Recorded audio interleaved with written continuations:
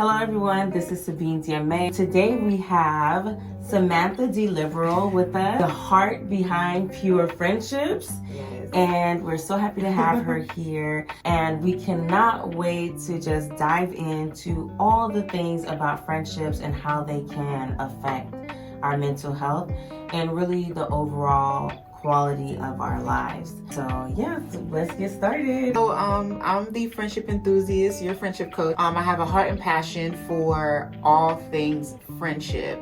It started as a personal journey, but then God just showed me that so many people around the world struggle with this one way or the other. And so I'm so happy to be here. Thank you for having me here, because I do feel like friendship does play a major part in mental health. So we'll be diving into a few points when it comes to that. But I'm excited to be here, girl. Let's talk. Girl talk. I love it. As adults, because there's one thing when you were going to school and some of your early relationships probably started in school or even in your family, right? With your brothers and sisters, cousins. But it's a whole different world when you are post-high school, post-college. You're living your life, finding your way. I think one of the burning questions, at least for me, is how do you go about friendships as an adult? It's so funny, because this is like one of the major questions that I get as a friendship coach. Is one of the major topics that even come up when people do sporadically talk about friendship. And for me, one of the things I always like to go back to when it comes to building friendships as an adult is to go back to school. Go back to that childlike heart that you had. Go back to that childlike anticipation where you saw no wrong in people, or you're not living life based off of traumas because you weren't old enough to even understand what trauma was or what your experiences was. You were just going day to day. And so I think that we've taken on the responsibility as adults so much so that we don't allow ourselves to be childlike. And, for me as a woman of faith, I know that I'm constantly trying to find that grounded space to be a child, especially when it comes to like discovering who I am as a person, how I serve the world, my communities. I want to be a child because I want to learn. And when you're childlike, you're willing to learn. You're willing to learn through sharpening, through friendship. And that's all friendship is. I'm going to teach you something about yourself. I'm going to ship you somewhere. I always say this. If anybody knows me, it's like a friend will ship you somewhere. If you want a friendship, prepare to go somewhere, know, and that could be good or bad. But it's up to you how you respond to that and how it goes. And so as an adult, I always tell people to go into it as a child, have a childlike spirit so that you can experience it, because peer pressure isn't just for kids, it's also for adults. Yes, it is. You know what's funny? Yesterday, we were talking off camera about this too. Yesterday was my husband's birthday, and so I took him out. He loves the movies, so we went to the movies. And then on our way out of the theater, we were seeing all of the movies that are coming up. Mean Girls is coming back. Really? And so I started talking to him, and I said, "Man, Mean Girls!" And automatically, my mind went back to school days, back to those scenarios, those "you can't sit with us," right? And I was saying, what's crazy is that people really think that you grow up and things change. Yeah. But there's Mean Girls when you grow up too, and there's all those dynamics play out. So it makes a lot of sense that you say, go back to childhood, go back to the playground. Go back to the sandbox where you take your kids out to play with other kids that they've never met all the time. And I think that as parents, we didn't have those parents, back in the day. At least for me, my mom allowed me to be who I am, but she wasn't encouraging me to go out there. She just knew that was part of my spirit. But as a parent, as family members and people that are older, sometimes as adults, we put that pressure on our kids to not be friends with, to not make friends or that person. And just, we create that barrier and that fear, is something that we're taught. So if we go back to the basics and we go back to the school grounds, friendship and building friendships as an adult becomes a little bit easier because the expectation is different and you're willing to allow life to life a little bit.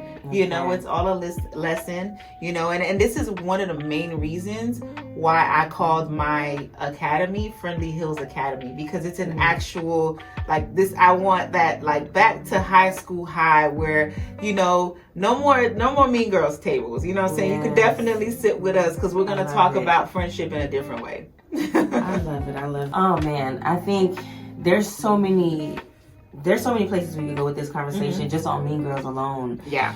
And it comes to mind. So like mental health is what I you know, that's my area. That's what I love to talk about. And stemming from law enforcement, crisis intervention, mental health is so important to me. But I would say as a woman, a wife, a mother, I think my audience seems to be mostly centered on women. But now friendships, I feel like, of course, we all need friends. We all have friends to some capacity, right? But how do you feel like it might differ from men to women friendships? Yeah, I'd love to hear about that. Yeah, so y'all know I'm a big proponent for, you know, platonic relationships. I do believe that women and men can have friendships with each other, but I do understand that the male species is completely different from us, down to the emotions, down to how they express each other, which is a whole nother community that hopefully I can tap into, but right now I can only take the females that, you know, and don't get me wrong, y'all, the guys be in my DMs, okay? The guys maybe not about friendship though. No, about friendship. You know, yeah? It's so crazy. I don't get hit on like that in my DMs. Really? Nah, men find my page and they're more like, oh my God, we need, like everybody need this. They're more like, I love this friendship thing because they don't have that outlet. Yes. It's hard for men to have that space to be vulnerable, to talk about their relationships and friendships. Or mental health in general. Health in general. Yeah. You know what I'm saying? But you need friends. Men need friends to talk about mental health. Right. Us women, we cope with mental health on our own in a different way. We don't necessarily seek community all the time, even though it's available for us. Okay. But for men, it seems as though it's scarce and there's no availability for it. So they process their emotions differently than we do. Okay. We're more emotional. We're not like fact driven. We're more like me, how I feel, what I want, you know, and men can be selfish too in a sense, but it's not emotionally selfish. It's more like fact driven. Like, okay, I gotta be a man. So I gotta do what I gotta do. Okay, well, I'm not gonna cry over this guy friend. So get it together. You know, the fact is I gotta be masculine. You know what I'm saying? So that's a difference that I see between men and women and how they handle friendships.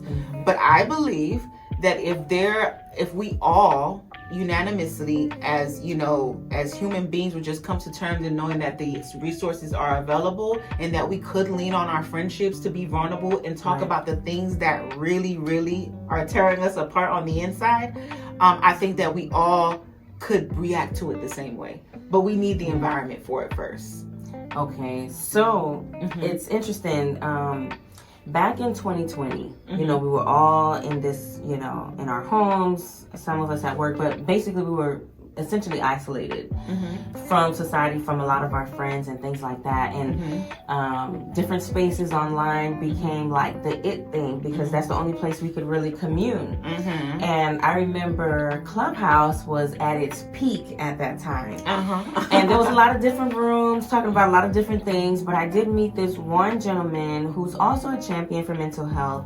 And he actually shared recently that men don't have the spaces, just like you said, to cope and to share things. And so he actually created his own podcast about being a product of circumstance. And he shared that with me. And I remember saying to myself, well, and I actually said to him, you know, it's interesting that you say that men don't have like this outlet, even within their families, even within their marriages, if they're married or relationships. And I said, it's interesting because my husband does not want to open up. And it's like pulling teeth. And I said, you know, while you're sharing this, it was like a reel where he was saying, you know, this man had all these things on his mind. And then his family comes in the room but he couldn't dare share, like, oh my God, I'm actually afraid of what might happen next week, or that we may not be able to handle this situation. But he has to suck it up because he's a man. And I'm like, man, I wish I could, maybe tap into that, space in my husband to say, like, if you have those feelings, share it, because then we can work through it together, and it's unfortunate. And he said, you know what? As much as I want to fix, I hear what you're saying and I want to fix it, prayer changes things. And, and so he was talking about different things. But basically, I think what I got from that is that there's so many layers and there's so many reasons. And society is definitely one of the reasons why men don't open up. But, to like, he said prayer, but I think also, and what I got from that is like, trust the process. Just be there for when he is open, but don't force it. Trust the process and let it happen, And it's crazy because a lot of the women that I coach and clients and people that I speak to mention their husbands. Because one, they're coming in like, okay, my husband can't be the only person that I'm friends with. I need a woman community. So I can only imagine if the women need a women community and they need friends, the men need a male community and they need friends as well. But a lot of these men, again, don't feel like this space is available, and so they don't want to open up. But like he said, trust the process. I believe we're entering a new phase in this world where people they're doubling down on their relationships. We're looking at the people around us. Friendship is becoming something, it's becoming a major topic. And I remember when I started this back in 2018, this is when no new friends was popping. It was the motto, it was the thing. And trust me, I was back there singing that song too, because I didn't know what God had in store for me. But here we are, and I'm like, no, we definitely need new friends. And so when I started my platform, people were like, this girl crazy. And I literally was saying, like, friendships is going to be a major topic in the years to come. And here we are, pandemic hits. We realize how we need people. We need to have a hug sometimes. We need to like interact to function. And it's like the men was feeling it too. They might have been quiet. They might have been quiet, but the men were really, really feeling it. But I believe that if the women continue to open the space for this conversation, and the men, such as the guy you met on Clubhouse, which was a great avenue, once the guys start to see it, they're gonna start leaning in. So it's gonna encourage them. So basically, we should just lead by example. Whether you're in a relationship or even for your friend, because I can imagine, like with me, with my husband, if I feel that way, there may be relationships or friendships with men and women, men and men, women and women, where there's someone who just don't have the capacity to open up because whatever fears, whatever traumas that they may be having to heal from. And so, lead by example. So I think that's a great thing. I also think, and I'll add this, I also think men should seek therapy, but seek therapy from a male. Okay. I think that helps. And it's not to say that the women can't help, but the men are so used to wanting that mother figure, that nurturer, or wanting or having that feminine energy that sometimes they're afraid to open up to men. And I think I'm not saying it has to be your therapist forever. You can try it for a season, but have that space where you can go talk to another man who is, educated in this area to talk you through it and allow yourself to be fully vulnerable in that moment. I think that would help with them opening up with another male. I think while you say that too, even though this topic is not focused specifically on men, right? But we're living life, and we're living life with men and women around us, and so we want to be able to understand, pour into each other, no matter the gender, right? And I think now that you say that, a man going to a man is helpful because they're speaking the same language. The whole thing about logic. Men are logical. And as much as I want to be there for my husband or any male friend that I have, or even my brother, my father, I am never going to speak their language. I'm never going to speak the way that taps into who they are. And that's probably why, maybe because I'm more emotional, he doesn't open up, So I get that, yeah. For sure. Back in 2015, I went through a setback something that kind of rocked my world, both professionally and personally. My friendships during that time really made all the difference. My friendships, my mental health support system, which included my family as well, but my friends in that moment, you know, it's something that I'll always remember. The friends who were there, the friends who were not there or who turned away. I remember sharing this with a friend at that time that I was so grateful for her, and I said, but I'll be honest, I don't know if I was equipped at that time to be there for her the way she was for me. So what would you say would be a way to kind of develop yourself so that you can be a friend, a good friend in time of need? Like, how do you feel that people can maybe prepare themselves to be a friend for someone in transitions?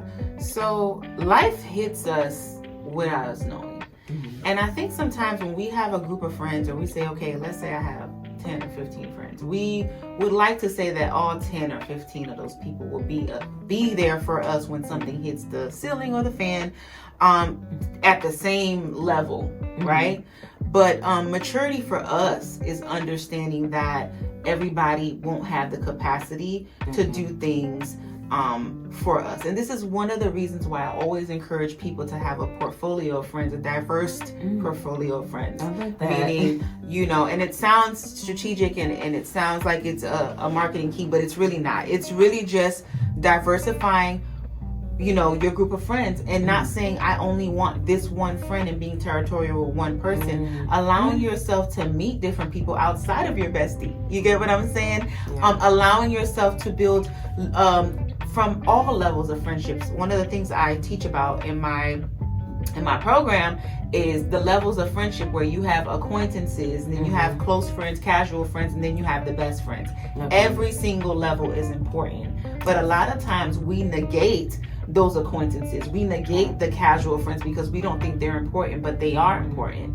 And what I've learned is that in seasons when I needed my close friends, they didn't have the capacity to carry me. So an acquaintance had the capacity to carry me. Maybe it's because they weren't as attached. Maybe it's because they weren't as familiar with who I am, or they just simply had the resources to help me at that moment. And it doesn't mean that they're better than my best friends. It just means that the timing was right and it was divine, and I allowed the friendship to take me where it's supposed to take me, you know? And so in that season, when you went through what you went through, it's easy to sit back and be like, let me calculate my friendships and see who was there for me and who wasn't.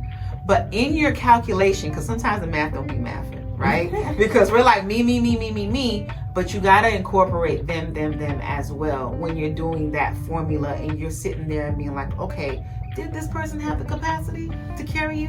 Do they even understand the line of work you do? There's a lot of stuff I do that my friends don't know I deal with at work. Right. There's a lot of stuff that your friends won't know you deal with in your marriage, you know, and we know that even when breakups happen or divorces happen or we have to change jobs, these are life-changing decisions because I had to make a personal game time decision as to what I'm going to do for the next couple of years of my life. No one's going to understand that outside of me. You get what I'm saying? So there's a little grace that we have to give. Now, communication. Huge game changer. Okay, even in the midst of not receiving the support that you think you deserve, or not receiving the help or comfort from that person that you think you deserve, having that conversation and letting them know that this is how you feel and this is what you would expect, but you're also willing to understand why they can't, helps a lot with the friendship. It's tough